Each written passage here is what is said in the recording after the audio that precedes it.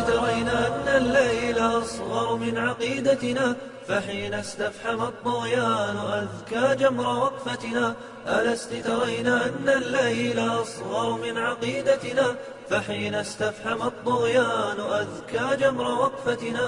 سنسكب نور صحوتنا، ستولد شمس نهضتنا، نسير ونحمل الإيمان، نسقي ظامئ السلوى، سنمحو بالسنى الظلمات، نربع بالهدى النجوى. نسير ونحمل الإيمان، نسقي ظامئ السلوى، سنمحو بالسنى الظلمات، نربع بالهدى النجوى. سنحمل جذوة التوحيد، نصبح في الدنى الأقوى، بها نعطى جنانا. Assalamu alaikum wa rahmatullahi wa barakatuh. Paix sur ceux qui suivent la guidée. Paix et bénédiction sur le prophète sallallahu alayhi wa sallam, sur ses compagnons, ses amis, sa famille, ainsi que sur tous ceux qui le suivront de bonne foi jusqu'au jour du jugement. Alors voilà, j'interviens pour donner mon avis clair, net et précis sur toutes ces affaires qu'on entend à la télévision. Le voile, l'islam en France, enfin chacun y va de son avis. C'est à qui sera le plus soumis. On monte la barre de plus en plus haut, sortie scolaire, puis voile dans l'espace public. Enfin, on comprend bien, en tout cas, la direction que ça prend. Bon, tout ça, c'est des manœuvres politiques, hein, il faut le savoir. Macron prépare sa présidentielle face à Marine Le Pen, essaye de montrer qu'il lutte aussi contre l'islam. Enfin bref, ça, c'est pas intéressant. C'est pas ça qui nous intéresse, en tout cas. Je voudrais, par contre, m'adresser, bien entendu, aux musulmans confus face à tout ça, et également à certains non-musulmans que je vais désigner pour un petit peu leur transmettre un message, s'il y a moyen. Bon. Alors, vous entendez comme moi que, comme d'habitude, oui mais non, l'islam, c'est la paix, c'est l'amour, c'est une religion parmi d'autres, il ne faut pas nous stigmatiser, etc. Moi, je ne suis pas d'accord avec ça, parce que c'est ma ligne directrice depuis des années. Ma ligne directrice, elle est la suivante. Et je l'ai soutenue partout où j'ai pu en parler, à gauche et à droite. Dire que l'islam n'est pas une religion révolutionnaire, c'est mentir. L'islam est une religion qui a des prescriptions et dont la croyance est basée sur le monothéisme, qui est, par rapport au fonctionnement du monde d'aujourd'hui, révolutionnaire. Donc, effectivement,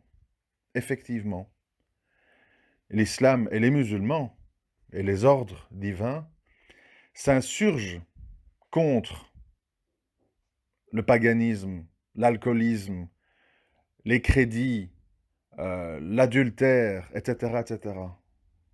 Donc, on ne juge pas tout ça avec bienveillance, pas du tout. Et l'idéologie islamique vise à dénoncer ce qu'on appelle dénoncer le blâmable. Et donc, effectivement, dans le monde d'aujourd'hui, où on nage entre potiron et Halloween, crédit, jeux de hasard, paris sportifs, pornographie, tromperie, etc., oui, l'idéologie islamique des musulmans sincères est révolutionnaire. Elle est un caillou dans la chaussure du mondialisme aveugle. Ça, c'est une chose qui doit être dite bien clairement. Le problème où on peut discuter, c'est sur la suite. Le musulman, il a un devoir de rappeler les choses, de manifester les choses. Comme je le dis souvent à ceux qui disent « qu'est-ce qu'il dit ?» Tu vois, c'est un radicaliste. Parce que tous ces gens qui disent ça, il ferait bien d'écouter attentivement jusqu'au bout, au lieu de s'arrêter à l'une ou l'autre phrase. Je dis comme le font, par exemple, les témoins de Jéhovah, qui, à ce que je sache, ne sont pas désignés comme des terroristes. Ils disent clairement, nous ne votons pas, nous ne prenons pas les armes, nous ne fêtons pas Noël et les anniversaires, etc., etc. Ils sont, par bien des aspects, beaucoup plus dans le désaveu que la masse populaire musulmane, qui pense que sa religion est une religion parmi tant d'autres. Ben, les hindous sont avec leurs vaches et les rats, les chrétiens avec leurs croix et leurs vierges, et nous, ben, on est là avec notre bouffe au ramadan, la main de Fatma et les youyou au mariage. On est tous les mêmes, on a tous le même Dieu. Non, non. L'islam est venu pour être comme une espèce de tsunami sur ce qui s'est déversé sur la Mecque et les habitudes des Quraysh. Habitudes faites de misogynie, esclavagisme, racisme, paganisme, polythéisme, injustice, racisme, etc. Et tout ça, l'islam combat tout ça. Évidemment, on est dans une époque où on ne peut pas dire qu'une religion combat. Parce que quand on dit combat, on dit « Ah, violence, alors radicalisme, voilà ». Non. C'est-à-dire que, idéologiquement, il y a toute une série de comportements humains que normalement tout humain devrait déplorer. Moi, j'aimerais bien voir devant moi qu'on me ramène des parents qui ont eu leur fille fauchée par un chauffard ivre qui vont venir me défendre la consommation d'alcool. J'aimerais bien qu'on me ramène des femmes à qui on a retrouvé le mari avec sa secrétaire dans un petit studio pendant l'heure du midi au boulot occupé à la tromper. J'aimerais bien qu'on vienne me la présenter et qu'elle vienne me défendre l'adultère et que c'est pas grave, etc., etc. Vous comprenez? Tout ce que je dis là, on dit c'est la liberté, c'est la liberté. Mais quand les gens sont victimes de ça dans leur chair, par un pédophile, par les jeux de hasard, par les dettes, par tout, alors là, les gens, ils changent. Moi, mon idéologie ne dépend pas des émotions des gens, en fonction de ce qu'ils vivent. Il y a un pédophile, ah, tuez-le, pendez-le haut et court, et puis après, on est contre la peine de mort. Vous voyez, les gens sont des émotifs irréalistes, utopiques. Ils n'ont pas un discours clair. Ils fonctionnent avec les émotions, au point qu'on en est à discuter depuis des années, maintenant, de que faire de jeunes enfants, de bébés, qui sont nés dans des camps, des prisons kurdes. Il faut les ramener ou pas? Oui, mais quand ils vont grandir, vous imaginez où on en est. Et des vieux pédophiles dégueulasses, multirécidivistes. Ah ben oui, il faut les soigner. Et les gens ne savent pas. Hein. Ici, notre pédophile number one en Belgique, Marc Dutroux, il a coûté 5 millions d'euros à l'État. L'État, c'est nous. Hein. Donc voilà. Donc en fait, on nage dans l'irréalisme à tous les niveaux. Et puis les gens vont pleurnicher à la télé dans des débats. Ah, on est surendetté, mon mari s'est suicidé, on ne savait plus faire face aux dettes. Mais ces gens ne réalisent pas parce que tu vis dans une société qui a institutionnalisé le crédit à tous les niveaux. Donc, ce que je veux dire, c'est, oui, clairement, pas d'ambiguïté, l'islam combat les dérives qui sont source de malheur pour l'être humain. On n'applaudit pas, on n'approuve pas. Maintenant, ici, en Europe, nous sommes une minorité. Et les musulmans pratiquants parmi les musulmans, entre guillemets, sont une minorité dans la minorité. Et parmi les musulmans pratiquants, les gens qui désavouent le blâmable, clairement, sont une minorité de la minorité dans la minorité. Donc, ça veut dire que nous sommes très peu nombreux. Donc, ça veut dire qu'il faut avoir la sagesse de comprendre que la seule chose qui peut être faite, c'est de condamner ça dans son cœur et par sa langue. Quand on veut le faire par sa main, comme malheureusement certains déséquilibrés le font, on se retrouve avec des faits divers grotesques et contre-productifs. Pourquoi? Parce qu'à cause de ces gars qui donnent des coups de couteau et qui disent Allahu Akbar, nous, quand je dis nous, parce que je ne suis pas tout seul évidemment, nous qui condamnons le blâmable verbalement, on se retrouve à avoir des problèmes. On doit se censurer, on est accusé d'être radicaliste, on se retrouve pris dans des enquêtes policières. Pourquoi? Parce que ces demi-dégénérés, drogués ou ex-délinquants qui n'ont jamais désavoué le blâmable, ils n'ont jamais fait d'audio, ils n'ont jamais fait de livre, ils n'ont jamais apostrophé les gens dans les rues, eux, ils décident à un moment donné qu'ils pètent un plomb et qu'il faut donner des coups de couteau aux gens. Et alors, ils sabotent tout le travail de démonstration à travers livres, prêches, etc., du côté malsain et mauvais du blâmable que nous dénonçons. C'est ça le problème. Voilà pourquoi le désaveu et le fait de dénoncer, de combattre le blâmable doit se faire d'une manière intelligente et d'une manière honnête. Il faut arrêter de croire, vous le voyez, vous avez des yeux et des oreilles. Il faut arrêter de croire que raser les murs et tenir des doubles discours et faire l'hypocrite, comme Tariq Ramadan, comme Tarek Oubrou, comme Rachid El Jaï et tous les autres, ça ne rapporte rien. On a quand même dit que Tariq Ramadan est un sale pervers qui trompe sa femme. On a quand même dit que Tarek Oubrou est un ancien frère musulman qui ment, qui joue double jeu. On a quand même dit que Rachid El Jaï, malgré son diplôme de laïcité, il a un passé salafiste. Il a dit que quand on écoute de la musique, on est transformé en singe et en porc. Ça ne sert à rien. Parce qu'il y aura toujours dans votre discours une parole ambiguë ou qui ne plaît pas et qui suffira pour vous désigner comme menteur, double discours, radicaliste caché. Donc, il faut jouer franc jeu, avec respect et politesse, et dire aux gens, moi si on me demande c'est quoi votre avis, on me l'a demandé, je me rappelle très bien, j'ai eu une discussion avec le juge lors de mon procès sur la démocratie. Il m'a dit, qu'en pensez-vous, etc. J'ai dit, je suis contre le système démocratique, parce que j'estime que c'est devenu en fait une mafia, dans lequel il y a des groupements politiques qui font des accords entre eux, et où au final, c'est les lois du marché qui s'imposent, et les partis politiques finalement font des coalitions, et tout leur programme qu'ils ont promis aux électeurs n'est pas suivi. Et donc, en plus de ça, ce sont des êtres humains qui, suivant la mode du moment, suivant l'air du temps, modifient les lois, criminalisent ce qui n'était pas hier et légitimisent ce qui était criminel hier, et donc, rien n'est fiable, rien n'est fixe, tout dépend de la mode du moment. Et donc, par effet de ricochet, si les médias détenus par des entrepreneurs privés qui agissent suivant des intérêts politico-économiques lobotomisent la société dans un sens comme dans un autre, on se retrouve à avoir des politiciens qui doivent suivre le mouvement. Parce que c'est ça que vous devez comprendre. Le mécanisme, c'est quoi? Les médias, quand je dis médias, ça veut dire télévision, film, séries, chansons, etc., littérature, livres, tout ça, ça c'est les médias. Les médias diffusent des idées. Certaines de ces idées, certaines personnes les adoptent,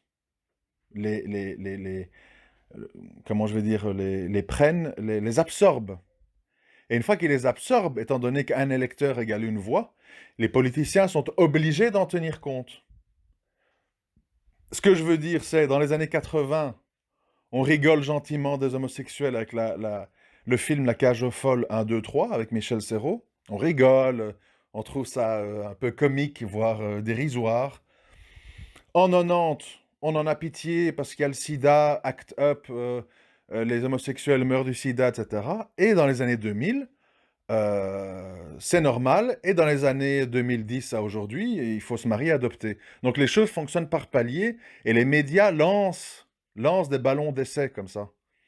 Et maintenant, vous voyez bien que à chaque fois qu'il y a un problème, à chaque fois qu'il y a des lois difficiles à faire avaler, etc., qu'est-ce qu'on fait? Ah, le voile, ah, la laïcité, ah, ceci. Et chaque fois, ça marche très bien. Ça marche très bien. Donc, ce que je veux dire par là, c'est qu'on ne peut pas défendre un système, en d'autres mots la démocratie, qui est basé sur des hommes qui votent des lois et qui défendent des opinions suivant l'influence de groupes médiatiques qui eux-mêmes influencent la population qui vote. Donc tout ceci n'a pas de sens. Ça n'a pas de sens. On désigne un jour un tel comme un tyran horrible, le lendemain, c'est notre ami, on l'invite à table. On a l'impression d'être dans une grande maison close. Donc, voilà, je dénonce verbalement ce système, que je juge que ce n'est pas un moindre mal, c'est la mafia. Bien sûr, alors, pourquoi je dis la mafia? Parce que vous pouvez très bien comparer ça avec la mafia. Dans un petit village de Calabre, de Sicile ou de Colombie, où la mafia règne, il y a la misère, il n'y a pas de travail, il y a la précarité. On va me dire, oui, mais la mafia locale, elle construit des hôpitaux, elle donne de l'emploi aux jeunes, parce qu'ils ont besoin de rabatteurs, de gardiens, de tueurs. Moi, je dois dire quoi? Ah, c'est un moindre mal. Je ne peux pas dire ça. Ça reste un mal, vous comprenez? Le mal reste le mal. Parce que je l'ai toujours dit en islam, que ce soit dans la violence ou dans le jugement de valeur, la fin ne justifie pas les moyens. La fin ne justifie pas les moyens. Évidemment, comme on est dans un monde pragmatique, individualiste, et où l'argent est roi, à un moment donné, on dit, bah, il vaut mieux ça que rien, hein. C'est le trafic de cannabis qui maintient la paix sociale dans les quartiers en France. Voilà ce qu'on vous dit. Faudrait pas légaliser le cannabis, on va se retrouver avec plein de chômeurs en plus. Et ils vont être violents et ils vont faire des hold-up. Alors on dit quoi? Ah, c'est bien hein, que mon fils il vend du shit en bas de la tour. Comprenez? C'est ça la logique. C'est euh, c'est une sorte de maslaha perverse comme ça. Donc, ce que je veux dire, c'est qu'à un moment donné, il faut défendre ces principes, les exposer clairement et expliquer pourquoi. Parce que le problème, c'est ça. Quand on dit, oui, mais en islam, le voile, c'est quoi, je sais plus tout ce qu'ils disent, le voile, les crédits, la musique, le ceci. À un moment donné, il faut aussi que quelqu'un explique pourquoi les musulmans estiment que c'est un mal. Pas juste dire c'est interdit, voilà. Un peu comme les parents dictatoriaux, là. Haram, voilà. Ouais, mais pourquoi haram? Parce que tu me dis haram, mais moi je vois plein de gens qui le font, ils sont très heureux, et tout va bien. Alors pourquoi tu dis haram? Les explications, il faut pouvoir expliquer. Parce que les autres en face qui disent que tout est halal, que rien n'est grave, le voile c'est pas obligatoire, il faut vivre avec son temps, il faut faire entrer l'islam dans la modernité. Eux, ils donnent plein d'explications, ils donnent plein de détails. Et alors en face, si toi tu viens en disant haram, et tu t'arrêtes là, t'es pas audible, encore moins par les non-musulmans. Il faut expliquer. Quand on te dit l'alcool, c'est notre liberté, etc., il faut leur mettre sous le nez toute leur diarrhée. Il faut leur montrer les handicapés qui ont été tués en voiture ou abîmés, blessés. Il faut leur montrer les veuves et les orphelins. Il faut leur montrer les gens dans les hôpitaux avec des cirrhoses, etc., etc. Il faut dire c'est ça. Vous promotionnez la vente d'un produit qui cause des millions de souffrances dans le monde. Et ça vous préoccupe plus, ça vous préoccupe moins que Daesh, qui vous a fait 200 petits morts dans quelques faits divers durant toutes ces années. Ici, on est devant un génocide. Un génocide. Et sortez les chiffres, sortez les photos. Parce qu'il faut que vous compreniez, c'est terrible, il faut que vous compreniez que les gens sont lobotomisés. Quand on dit ah, prosélytisme, etc. Eux, ils font du prosélytisme. À boire avec modération. La bière, machin, se boit avec sagesse. Vous comprenez? Ils présentent ça. Ils font aussi des prosélytismes. Ils montrent le chouette côté. On voit pas la face cachée, tous les drames derrière, les femmes battues, les violences, les bagarres dans les cafés, les bagarres dans les concerts, etc. Ça, on voit pas. Hein? Les gens en moto complètement défigurés. On vous dit, se boit avec sagesse, en sachant que l'être humain est tout sauf sage. Bon, c'est déjà comme avec les voitures et les motos. Ah, on peut pas dépasser 120 km/h. Hein? Mais ta BM, elle bouge pas d'un millimètre à du 250. Mais attention, hein, tu pousses pas sur l'accélérateur. Hein? Vous comprenez? C'est un système qui est basé sur le fait de proposer à l'homme les objets de son autodestruction, en disant « Au nom de ton Dieu, liberté ». Mais le problème, c'est que les gens qui sont là-dedans, ils sont là-dedans depuis enfant. Ils sont là-dedans avec plein d'habitudes. Si tu ne le démontres pas, si tu ne leur expliques pas, les gens ne comprennent pas la dangerosité. Les gens répètent, comme des petits perroquets, ce qu'ils entendent à LCI, BFM, CNews. Daesh, islam, voile, terrorisme, bombe, gilet d'explosifs. Vous comprenez? Et tout le monde s'agite, on fait des procès, on arrête plein de gens. Tout ça pourquoi? Pour quelques morts à gauche et à droite. Et pendant ce temps-là, il y a des grosses tragédies. Les enfants dans les mines de lithium en Afrique, les femmes violées par des milices Rwanda, des millions de femmes monoparentales, toutes seules, qui s'en sortent pas avec leurs gosses parce que le mari est ivrogne. Ça, bah oui, c'est la vie. C'est comme ça, il faut faire de la prévention. Bon. Mais l'autre, ça, c'est alerte rouge. Tout le monde doit se mobiliser. Numéro vert, appelez si votre voisin a la barbe. Donc, comprenez, on est dans un grand délire, un grand cirque. Et le problème, c'est que tout le monde est sous hypnose, tout le monde est dans une ivresse maladive. Il faut que des gens, et c'est le rôle des musulmans, jettent un seau d'eau glacée sur les gens pour les sortir de là, parce qu'ils ne comprennent pas. Ils ne comprennent pas, je vous assure, que les gens ne réalisent pas. Et les musulmans qui vivent parmi eux et qui les côtoient au quotidien, ils sont contaminés. Eux aussi, ils disent ouais, bon, la foi, c'est pas dans un bout de torchon. Moi, je connais des voilées très perverses. Voilà, ce qui compte, c'est d'être gentil, de pas voler, de pas tuer. Voilà, ils sont contaminés. Et oui, bon, un petit verre. Moi, j'ai plein d'amis, ils boivent un petit verre, c'est pas pour ça qu'ils battent leurs femmes. Voilà, c'est le relativisme. Et le musulman ne peut pas être relativiste, il doit voir le mal pour ce qu'il est et le dénoncer pour ce qu'il est. Et quand il a des interdictions dans sa religion, il doit l'expliquer aux gens, prendre le temps. Ensuite, parce que pour ne pas me faire trop long, je voudrais m'adresser à une catégorie de gens qui m'horripilent au plus haut point, parce qu'ils sont vraiment, pour le coup, très cons, excusez-moi d'être direct.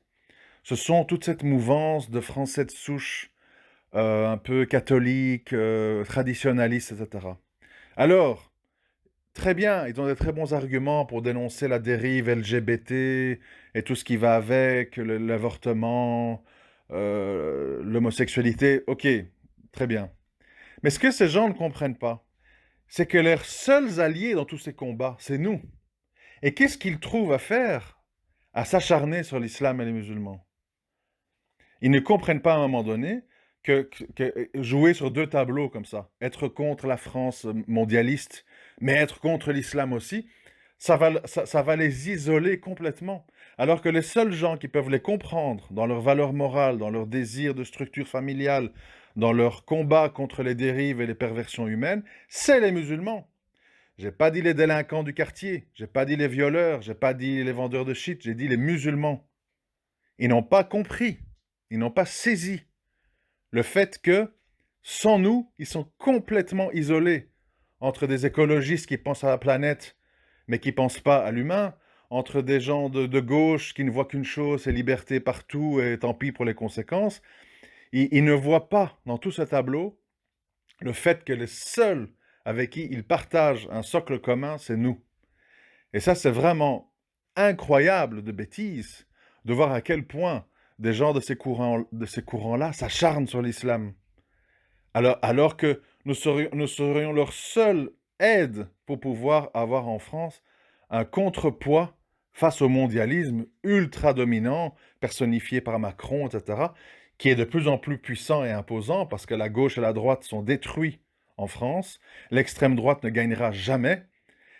Et tant que les gens de droite, catholiques, traditionnalistes, vont vouloir combattre l'autre religion monothéiste qui est l'islam, ils n'auront jamais droit au chapitre. Ils sont revus comme les vilains canards et le mondialisme va prospérer avec ses agents. Et malheureusement, eux s'en font les complices indirectement. Ça mériterait un débat à lui tout seul, mais vraiment, quand je vois ça sur Twitter, je trouve ça effarant de bêtises, de voir que finalement, des gens de Je suis Charlie, Caroline Fourest, Mohamed Sifawi, etc., en viennent à dire les mêmes choses que des gens identitaires, catholiques, traditionnalistes. Ça n'a pas de sens, alors que rien ne les réunit. Mais ils sont d'accord pour tirer ensemble contre les musulmans. Ça n'a pas de sens. Illogisme est stratégiquement nul. Zéro. Voilà, donc, il faut arrêter avec cet islam de la braderie. Non, on n'est pas si différents, on ne fait pas de vagues. Oui, on fait des vagues. Oui, oui, oui, on fait des vagues. Et je le dis à tout le monde qui veut bien l'entendre. Police, juges, assistants sociaux. L'islam est là pour faire des vagues. Nous ne voulons pas du mal. Nous ne voulons pas de ce qui détruit l'humain. Mais nous combattons ce mal avec nos mots, avec nos écrits, avec la réponse à des questions. Pas en donnant des coups de couteau aux gens dans la rue, en criant Allahu Akbar, ou en mettant des jets d'explosifs, ou en jetant des bus sur les gens. Non. Mais on le dit verbalement. Oui, la démocratie, il y a un côté pervers. Oui, l'alcoolisme est responsable de millions de drames. Oui, le surendettement, les jeux de hasard, les crédits créent des tsunamis de destruction familiale. Oui, oui, oui. Tout ça, on le dénonce. L'islam n'est pas là pour baisser la tête et dire oui, oui, c'est très bien, le système est impeccable, nous n'avons rien à critiquer. Nous avons le droit de critiquer. Et le jour où on n'auront plus le droit, eh ben à ce moment-là, nous critiquerons tout ça dans nos cœurs. Pour le moment, puisqu'à ce qui paraît à la liberté d'expression, on s'exprime, on dit que c'est le mal, on dit qu'il faut s'insurger contre ça, mais on n'appelle pas à la violence. On n'appelle pas à la violence, puisque la violence nourrit les gens qui veulent nous diaboliser, donc nous rendre inaudibles. Donc bien sûr qu'on est contre la violence. C'est pour ça que moi je suis contre la violence depuis toutes ces années. Parce que je sais que s'il y a la violence, des gens comme moi, j'en ai fait les frais, vont se retrouver dans des problèmes judiciaires. Parce que par effet ricochet, c'est-à-dire pour un petit délinquant qui donne des coups de couteau et qui est complètement acculturé, moi je me retrouve à ne plus pouvoir parler. Et ça, c'est pas juste. Ça, c'est pas normal. Et c'est pour ça que les gens qui veulent vraiment condamner le blâmable doivent empêcher les musulmans d'être violents. Parce que leur violence va nous empêcher de condamner le blâmable. Et ça, c'est le problème. J'espère qu'on m'a compris. J'ai peut-être eu un débit trop rapide. Il faudra réécouter. Je m'excuse parce que je ne veux pas durer trop de minutes. Je sais qu'il y a des gens, quand ils voient 30, 40, 50 minutes, ils se découragent. Donc j'essaie d'être concis, bref, et pour me faire comprendre le mieux possible. Inch'Allah. Assalamu alaikum wa rahmatullahi wa barakatuh.